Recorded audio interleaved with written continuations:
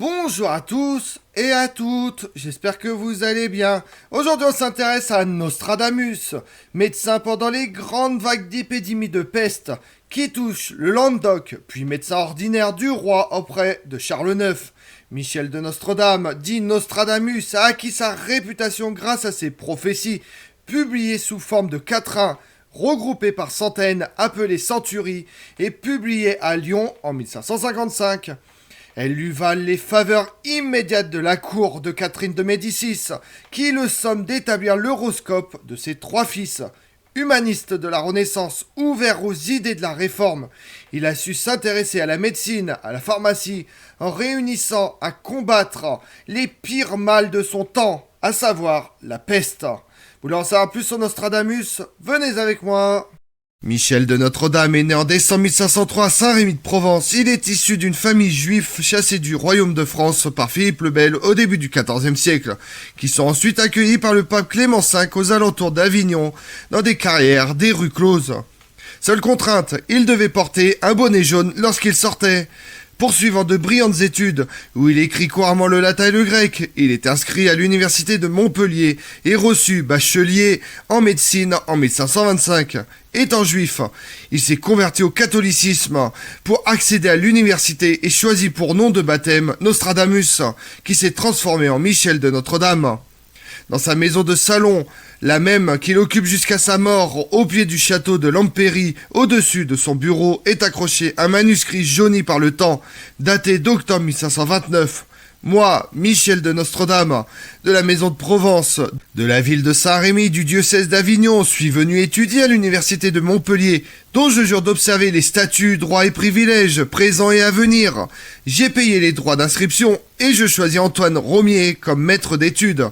À cette époque, la peste sévit dans tout le sud de la France. Nostradamus parcourt tous les chemins de Provence et du sud-ouest pour combattre cette maladie, ayant appris les rudiments de pharmacie et après que l'un de ses aïeux lui ait transmis son savoir sur la botanique, la vertu des plantes et les préparations. Dans son traité de fardement et confiture, il commence par faire une description très détaillée de ce mal bubonique ou pulmonaire. Pour combattre ce fléau, il fait un mélange d'œufs et de plantes. Il invente un vinaigre d'aromates aux qualités antiseptiques et élabore une poudre souveraine contre les contagions. Conseillant les règles d'hygiène simples et prônant le principe de plutôt prévenir que guérir, il suggère alors de nettoyer les maisons au vinaigre, de répandre des essences de plantes, de laisser une torche allumée dans les pièces et surtout de se couvrir le nez et la bouche.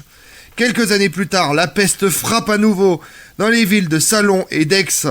Il prépare une poudre excellente qui chasse les odeurs pestilentielles. Sa recette est composée de sciure de cyprès, d'iris de Florence, de clous de girofle, de musc, d'ambre grise, d'aloès et de rose incarnadine. Elle fait fureur pendant cette période de maladie contagieuse où plus d'un se jette par la fenêtre, où plus d'un périt devant ce fléau. Son dévouement lors de la peste le rend célèbre. Au fur et à mesure, les dames font appel à lui. Il élabore les pommades d'une souveraine odeur, de l'huile pour emblanchir la face, des onguents pour faire venir les cheveux comme un filet doré. Des recettes qui permettent à Nostradamus d'acquérir une richesse et une renommée.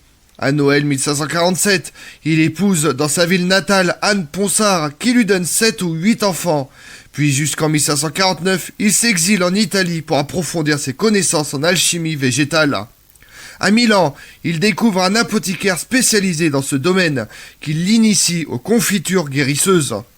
De retour à Salon, Michel de Nostredame expérimente ses confitures médicamenteuses et en 1552, il publie le résultat de ses recherches sous le titre de Traité des fardements et confitures. Dans ses confitures, il ajoute des épices, invente des procédés pour bonifier et parfumer le vin, prépare des vinaigres et des moutardes aux aromates qu'il vend, puis constatant que les dames ont une nouvelle envie, devenir blondes, il s'enrichit avec sa potion qui permet d'avoir sous les 3 ou 4 jours le poil blond et roux comme or de ducat. Il va plus loin. Il pense aux hommes qu'ils veulent plaire à la jeunesse et aux femmes inquiètes de la virilité de leurs partenaires. Il crée un remède, l'huile de repopulation, réputée jusqu'en Italie. D'après certains chroniqueurs catholiques des prophéties, Barrère, l'abbé Torné, Giovini, notamment Nostradamus aurait dit en 1534 à un frère qui coulait une statue de Notre-Dame dans un moule d'étain qu'en faisant de pareilles images, il ne faisait que des diableries. D'aucuns pensent que ses relations avec un certain Philibert Sarrazin, médecin de la région d'Agen, avaient rendu Nostradamus plutôt suspect envers la Sainte Inquisition. Celle-ci l'aurait même invité à se présenter devant son tribunal de Toulouse pour être jugé de crimes d'hérésie. Mais le futur prophète se garde bien de répondre à cette citation. Après la mort de sa première femme, Nostradamus se serait remis à voyager. On l'aurait retrouvé à Port-Sainte-Marie, puis à Bordeaux vers 1539. Les chroniqueurs Mourat et Louvel le représentent en la compagnie de savants renommés de l'époque. L'apothicaire Léonard Boudon, Johannes Taraga, Carolus Segninus et Jean Treille, avocat. Nostradamus accomplit de 1540 à 1545 un tour de France qui l'amène à rencontrer de nombreuses personnalités savantes et médecins. La légende rapporte que le passage du futur prophète à Bar-le-Duc, le rétablissement de plusieurs personnes, notamment une célèbre mademoiselle Théry, qui l'aurait souvent entendu exhorter les catholiques à tenir ferme contre les luthériens et à ne permettre qu'ils ne s'entassent dans la ville. S'étant attiré la jalousie de ses confrères par le succès de ses cures, Nostradamus se retire à Salon. Entre 1555 et 1558, il publie ses fameuses prophéties dans 2 volumes de Century qui connurent un immense succès. Utilisant un langage alambiqué, ces quatrains regroupés par centaines sont censés décrire des événements devant se produire entre 1550 et la fin du monde, prévu pour 3797 après Jésus-Christ. Nombreux sont ceux qui tenteront d'interpréter ces prophéties et d'établir un lien avec des événements qui ayant déjà eu lieu. La renommée de Nostradamus est telle que Catherine de Médicis l'appelle à la cour pour devenir le médecin ordinaire de Charles IX. La reine-mère en profite pour lui demander d'établir l'horoscope de ses 3 fils. Les dons de Nostradamus se seraient confirmés lors du décès accidentel d'Henri II, dont il aurait prédit les circonstances. Un quatrain publié en 1568 aurait annoncé sa mort le 2 juillet 1566. Ses restes ont été inhumés à l'église Saint-Laurent de Salon-de-Provence. Dans son dernier almanach, Nostradamus avait mis le roi Henri II en garde contre des dangers qu'il disait ne pas oser indiquer par écrit. En cette même année 1555, Nostradamus, inquiet des intentions de la cour, il craint d'avoir la tête coupée, se rend à Blois où il reçoit du couple royal des gratifications qu'en public il qualifierait d'amples, mais dont il se plaint en privé, qu'elles ne couvrent pas ses frais de voyage. Pour confirmer la destinée de ses fils, la reine Catherine de Médicis le consulte de nouveau en 1560 dans son château de Chaumont-sur-Loire. Dans les années qui suivent, il est la cible de plusieurs pamphlets imprimés.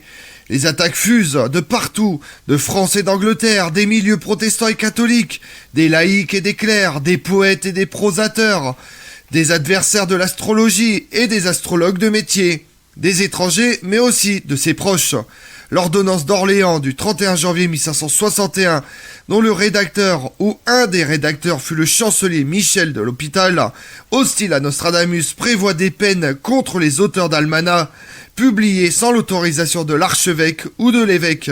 Le jeune roi Charles IX écrit le 23 novembre 1561 au comte de Tende, gouverneur de Provence, apparemment pour lui donner l'ordre d'emprisonner Nostradamus, car le comte de Tende répond au roi le 18 décembre, au regard de Nostradamus, je l'ai fait saisir et avec moi, lui ayant défendu de faire plus almanach et pronostication.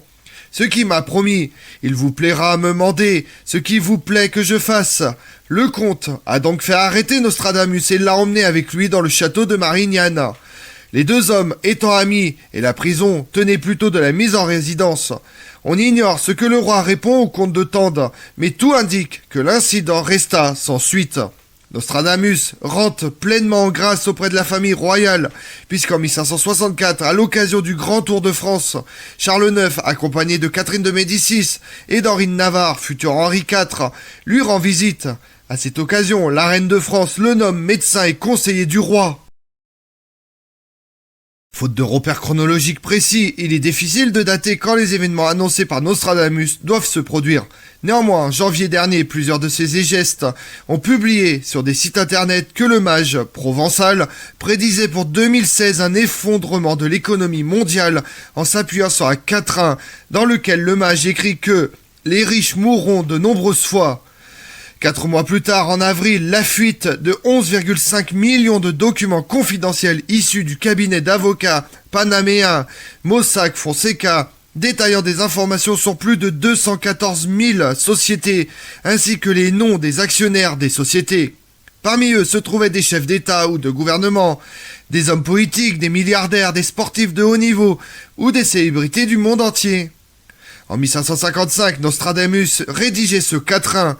Le lion jeune, le vieux surmontera, en chant bélique par singulière, duquel, dans cage d'or, les yeux lui crèvera. 2 classes, une, puis mourir en mort cruelle. 4 ans plus tard, le 1er juillet 1559, le jeune comte de Montgomery, que l'on peut identifier au lion jeune, crève un œil au roi Henri II lors d'un tournoi chambélique. Le roi, lors de cette joute, portait un casque d'or. Le roi décédera après plusieurs jours d'agonie. Plutôt troublant, n'est-ce pas? Le pape François Ier pourrait bientôt être remplacé, selon les prédications de l'astrologue. Par la mort d'un très vieux pontife, un Romain d'âge mûr sera élu. On dira de lui qu'il affaiblit son siège, mais il restera longtemps assis et en activité mordante, écrit-il. Le pape François Ier, qui fêtera ses 87 ans, a connu divers problèmes de santé et a récemment dû renoncer à la conférence des Nations Unies sur le climat en raison d'une inflammation des poumons et des problèmes respiratoires. Comme on l'a vu, Nostradamus était un astrologue, voyant et médecin français. Durant sa vie, il a fait de grandes prophéties et certaines d'entre elles se sont réalisées. Avec les controverses sur la fin du monde en 2012, les études et les lectures sur Nostradamus ont pris une ampleur jamais vue. Je vous remercie d'avoir suivi cette vidéo en ma compagnie. Si vous voulez connaître mes autres vidéos, retrouvez-moi sur ma chaîne YouTube Tout sur l'Histoire avec Damien, mais également sur les réseaux sociaux, Twitter et Instagram, Histoire Damien. Et pensez à liker, commenter et vous abonner. Je vous remercie à tous.